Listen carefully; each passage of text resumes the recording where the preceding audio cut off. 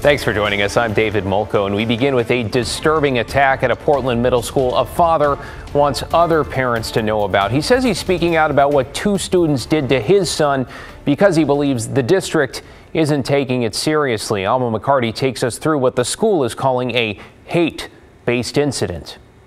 I was flabbergasted. I was outraged. I was angry. I couldn't even believe what I was hearing. That's Raheem Alexander's reaction after his 8th grade son told him what happened in the hallway of West Sylvan Middle School last month.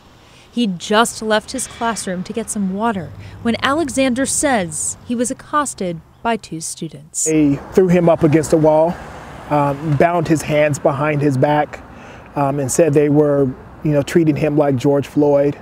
Proceeded to throw him on the ground face first with his hands bound behind his back, tied with a lanyard, put their knee in his back, and said that they were going to turn off their body cameras and they were going to wait 20 seconds to simulate the death of George Floyd. Horrified by what he heard, Alexander wanted to make sure the school was upfront about the attack. He met with school officials the next week about issuing a statement to all parents in the district. We want to make sure that you put the details of what happened to our son inside of this letter that get drafted and make sure that it goes out to PPS, because it's not just about our son, it's about others. We want to make sure that this doesn't happen to someone else. But that message wasn't sent out district-wide. The middle school principal sent a letter to West Sylvan families only on January 25th, writing she was deeply saddened to share that the school experienced a horrific hate-based incident the week prior,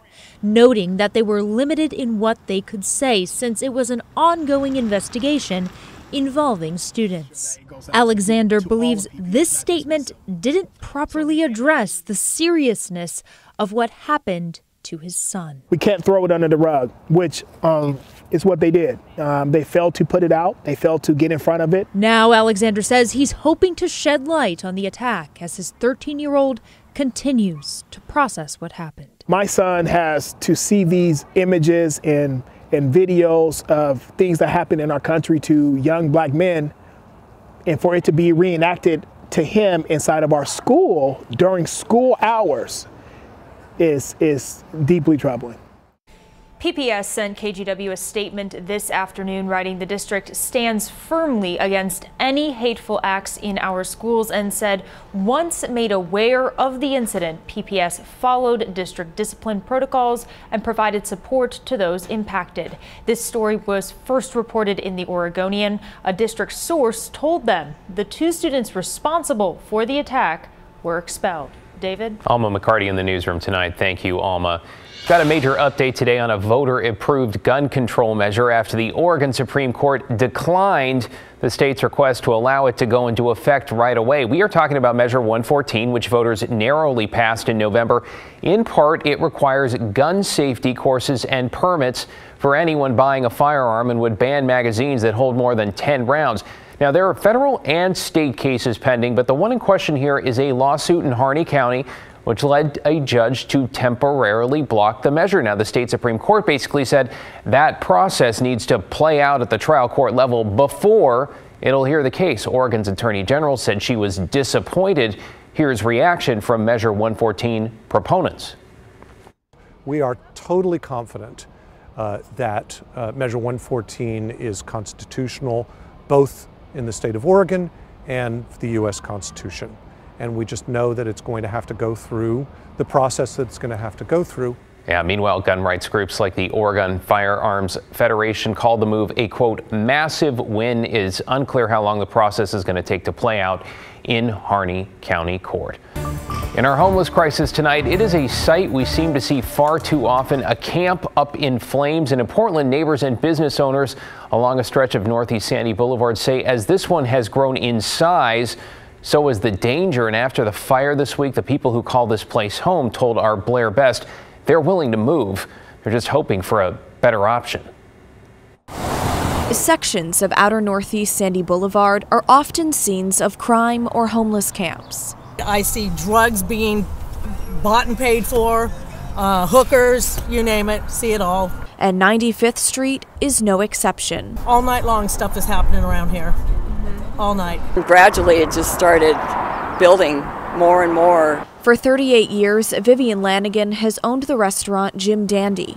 Well, back in 2013 is when I started logging the problems that I've been having, and I've got volumes. She now closes early because of the camps and says some homeless people have even set up tents on her property. I don't feel that it's safe for my employees or my customers. We try to keep our property nice, and everything they feed the rats. Cindy New is a manager at the Econo Lodge. She didn't want to be shown on camera, but says the homeless camps are turning customers away.